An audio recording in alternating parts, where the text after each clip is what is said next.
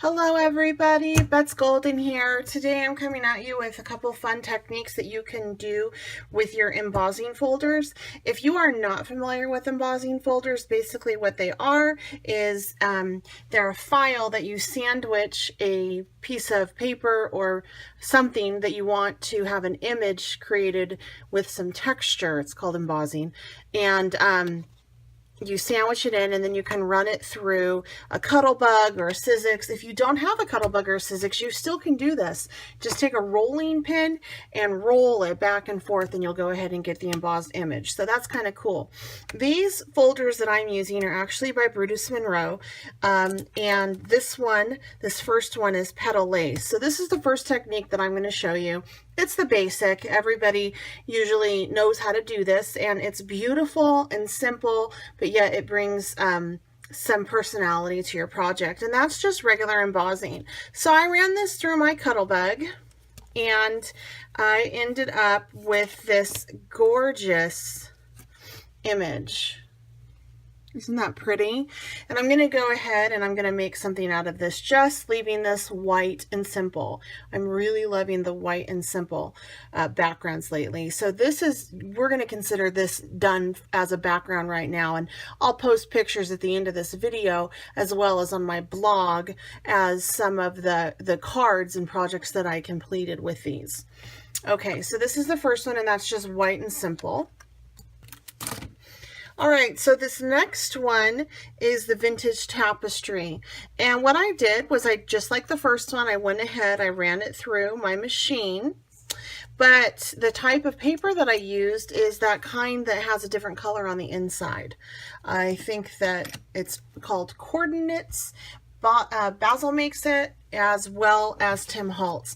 Now what's fun about this technique is you can actually go over it with a little bit of sandpaper, dress it up some,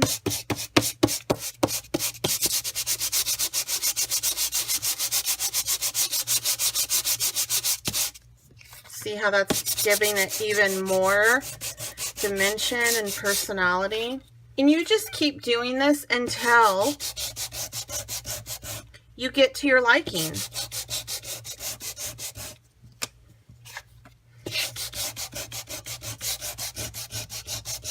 And I think I'm about there. So that's what this can do. So if you have some cardstock that has some different interlay, go ahead and try this technique. This is my favorite way to use this type of paper.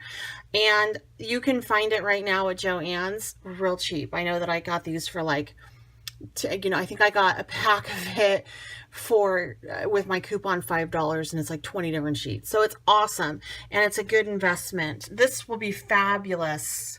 Maybe as a fall card. I'm thinking Halloween. I maybe change my mind. I don't know. Let me clean up my mess for the next one. This is the Aztec Stars. And for this, another fun technique that I love is to do it on foiled paper.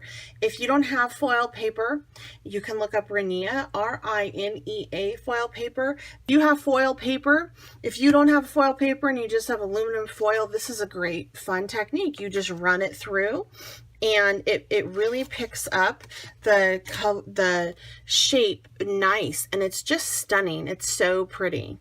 So this is another way to do this, is with foil or foil paper. And then the last way, this one is a little bit more involved, but it is going to be phenomenal. And I used for this one Floral Burst, and I'm going to use some Color Burst on it. So I'm going to emboss it first, lightly, and then I'm going to put some Color Burst down on it, and just create a beautiful background that way. If you don't have Color Burst, you could use your Glimmer Mist, you could do any kind of mica mist. The shimmer would be gorgeous. I have a bunch of Dilution Mist that would be just fun on this. So let's go ahead and do that so you can see that technique. The first thing that I want to do is lay down my embossing ink, and I'm just going to lightly emboss over the top. And not all of this is going to show up embossed. Not all of it will be embossed. It's just, that's okay. That's what I'm going for. I just want some or all. It doesn't matter. This is one of those, I'm hoping that this is going to be a pretty accident. If that makes any sense.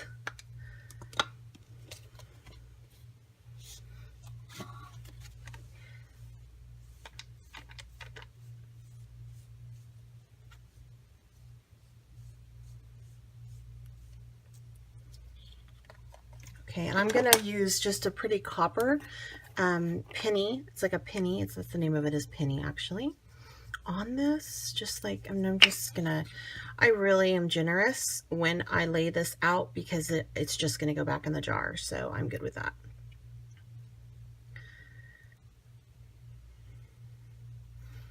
And I did. I dumped the whole jar down.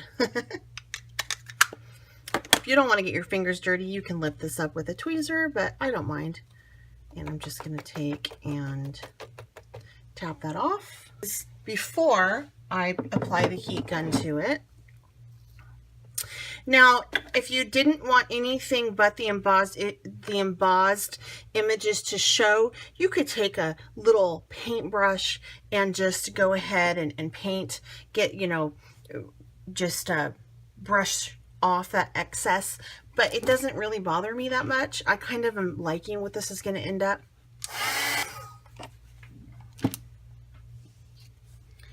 So this is the piece embossed with the texture folder and then embossed on top of.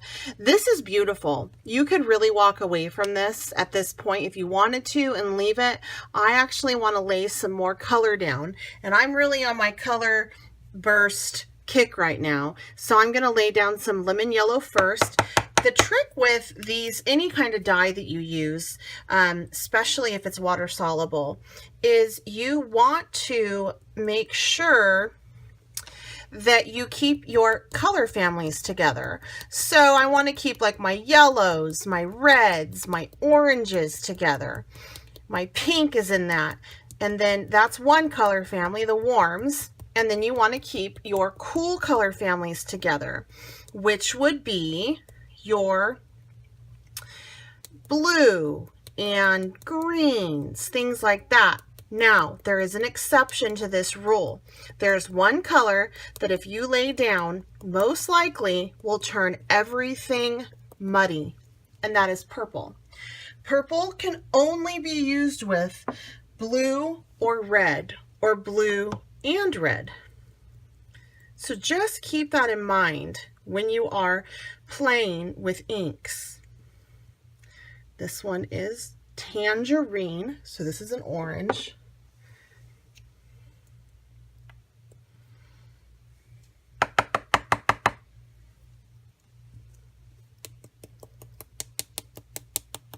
The yellow I can't see as well. That's okay.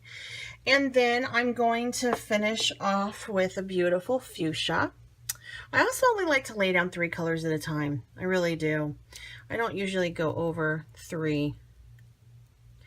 That's my personal preference though, so, you know. All right, now the fun part. Now we get to spray it and watch the magic happen.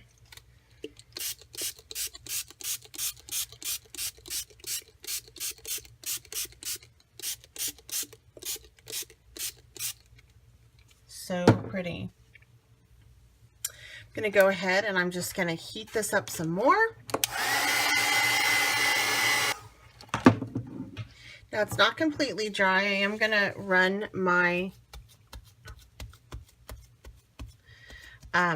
baby wipe over it just to pull some of the color off the top and maybe get some color down there that I didn't quite do. And that's the beauty when you use water-based inks and things, is you can pull color off and remix and things like that. So that's what I did.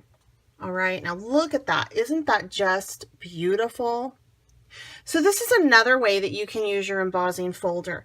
So that's 4 techniques for you. Please make sure you check out the video at the end with the pictures, and I'm going to show you, you know, everything that I did. with that. But there you go. These are them right here. Can't really see that. All right. So this is just one way that you can use one embossing folder if you only have one 4 different ways. Make sure that you like this video. If you enjoyed it, please leave me any comments. And if you haven't subscribed, please go ahead and do so. Check out the links below so you can see where you can order any of this that I used today. And I will talk to you guys later. Bye.